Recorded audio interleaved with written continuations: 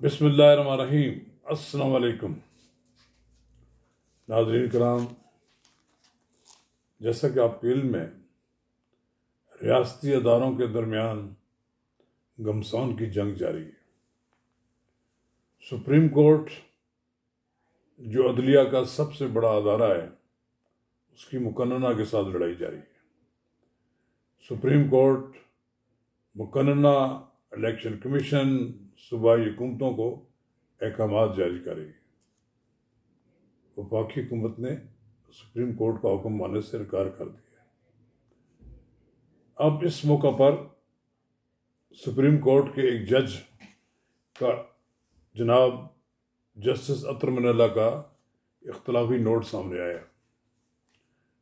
नाज़रीन कराम, इस मौजू पर हम आपके साथ तफसील से गुफ्तगू करेंगे और इसके मुज़म्मरात पर भी बात करेंगे कि कबल इसके हम आगे बढ़ें, अगर आपने मेरा यूट्यूब चैनल अब तक सब्सक्राइब नहीं किया नवाज रज़ा के साथ, तो बराए करम इसे फौरी तौर पर सब्सक्राइब करें, लाइक करें और अब आपके साथ शेयर करें।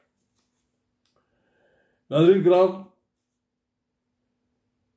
जैसा कि जस्टिस अतर मिनल्ला जो कि सुप्रीम कोर्ट में बड़ी मुश्किल से पहुंचे हैं, उन्हें तवील अरसा तक इंतज़ार कराया गया। चीफ जस्टिस उनको जस्टिस बनाने, सुप्रीम कोर्ट का जस्टिस बनाने के लिए तैयार नज़र नहीं आते थे। बिलाखिर वो जज बन गए। उन्होंने पंजाब और खैबर पख्तूनख्वा के इंतखाबात से मुतल्लिक आज खुद नोटिस केस में जो अपना तफसीली नोट जारी किया है, उसमें कहा है कि आज खुद नोटिस 4/3 से मुस्तरद हो चुका है। आज खुद नोटिस की कार्रवाई ने अदालत को गैर जरूरी सियासी तनाज़ात से दो चार कर दिया है। उनका ये कहना है, ये 25 सफ़हात पर मुश्तमिल फैसला है। जस्टिस अतर मिनल्ला ने कहा कि चीफ जस्टिस की आज खुद इख्तियार की आईनी तशरीह भी ज़रूरी हो गई है। तफसीली नोट में जस्टिस अतर मिनल्ला ने कहा कि सियासतदान मुनासिब फोरम्स के बजाय अदालत में तनाज़ात लाने से हारते या जीतते हैं, लेकिन हर सूरत अदालत की हार होती है। सुप्रीम कोर्ट समेत तमाम अदारों को अपनी अना एक तरफ रखकर आईनी जिम्मेदारियों को पूरा करना चाहिए। जस्टिस अतर मिनल्ला ने यह भी कहा कि सुप्रीम कोर्ट समेत तमाम अदारों को आईनी जिम्मेदारियों को पूरा करना चाहिए और सुप्रीम कोर्ट ने माजी से कोई सबक नहीं सीखा। मुल्क एक सियासी और आईनी बुरान के दाने पर खड़ा है। वक्त आ गया है कि तमाम जिम्मेदार एक दूसरे एक कदम पीछे हटें और खुद शनासी का सहारा लें। तफसीली नोट में कहा गया है कि पंजाब के KPK के इंतखाबात की तारीख का आज खुद नोटिस खारिज किया जाता है।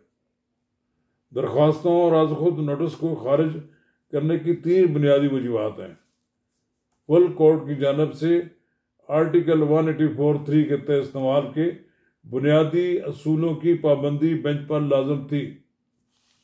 अदालत को अपनी गैर जानबदारी के लिए सियासी जमातों के मफादात के मामला से एहतियात बरतनी चाहिए।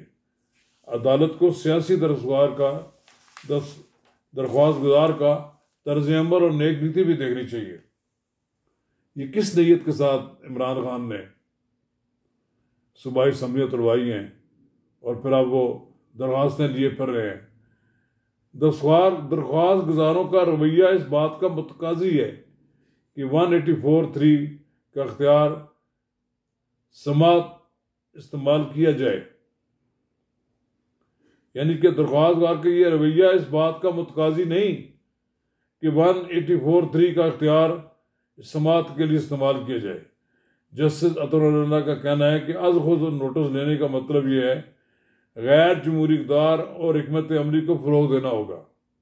माजी के फैसलों को मिटाया नहीं जा सकता, लेकिन कम अज़ कम अवामी एतमाद बहाल करने की कोशिश की जा सकती है। इंतखाबात की तारीख का मामला एक तनाज़ा से पैदा हुआ जो बुनियादी तौर पर सियासी नोयत का था। Justice J.E. आफरीदी ने दुरुस्त कहा है कि अदालत को आज खुद नोटिस लेने में एहतियात बरतनी चाहिए। सुप्रीम कोर्ट को यके बाद दीगरे तीसरी बार सियासी नौयत के तनाज़ात में घसीटा गया है। जस्टिस अतमरुल्लाह ने अपने फैसला में लिखा है नोट में कि पंजाब के KPK इलेक्शन का आज खुद नोटिस 4/3 से मुस्तरद हुआ। मैं जस्टिस मंसूर अली शाह और जस्टिस जमालुल मंदोखेल की राय से मुतफिक हूँ। सुप्रीम कोर्ट मुसलसल सियासी तनाज़ात के हल का मरकज बनी हुई है। उनका 27 फरवरी को चाय पर इस बारे में इत्तफाक हुआ कि मैं बेंच में बैठूंगा। 23 फरवरी की समाअत के हुक्म में जस्टिस यहिया अफरीदी का अलग नोट भी था। जस्टिस यहिया अफरीदी ने नाकाबिल समाअत होने की बुनियाद पर आज खुद नोटिस और दरख्वास्तें मुस्तरद कर दी थी। जस्टिस अतमरुल्लाह ने यह भी कहा है कि बेंच से अलग हुआ न ही अपने मुख्तर नोट में ऐसी कोई वजूहत दी थी। मैंने भी अपने नोट में दरख्वास्तों के नाकाबिल इस्तेमाल होने के बारे में बिला हिचकिचाहट राय दी थी। जस्टिस मंसूर और जस्टिस मंदोखेल की तफसीली वजूहत से मुकम्मल इत्तफाक करता हूँ। अदालत को सियासी तनाज़े से बचने के लिए अपने नोट में फुल कोर्ट की तश्कील की तजवीज़ दी थी। फुल कोर्ट की तश्कील से अवामी एतमाद कायम रहता। आज खुद नोटिस की कार्रवाई से अदालत को गैर ज़रूरी तनाज़ात से दोचार कर दिया है। जस्टिस अतमरुल्लाह ने तफसीली नोट में लिखा है कि इस केस में सियासी स्टेक होल्डर्स का किरदार भी देखना चाहिए। सियासी जमात ने अपोजिशन का आईनी किरदार अदा करने के बजाय सियासी हिकमत अमली के तौर पर इस्तीफे दिए। जब इस्तीफे मंजूर हुए तो मंजूरी के बाद फिर अदालतों में आ गए। सियासी हिकमत अमली के तौर पर सूबाई असम्बलियाँ तहलील करना क्या जमहूरियत से मुताबिकत रखता है?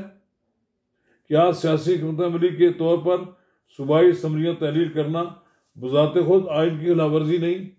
ये एक चार्जशीट है इमरान खान के खिलाफ भी, क्योंकि उन्होंने असम्बलियाँ तोड़वाई और फिर दाद रसी के लिए सुप्रीम कोर्ट का दरवाज़ा खटखटाया।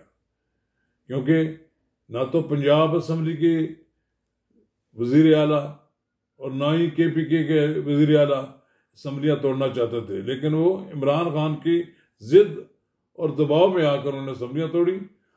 और अब साफ वाज़ेह नज़र आ रहा है कि चीफ जस्टिस के 3 रुकनी बेंच पर फुल कोर्ट हावी है।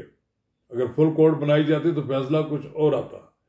बिल आखिर मुझे नज़र यही आता है कि आने वाले दिनों में फुल कोर्ट बनानी पड़ेगी। फुल कोर्ट बनाए बगैर ये सियासी तनाज़ा सुप्रीम कोर्ट में हल नहीं हो सकेगा। शुक्रिया।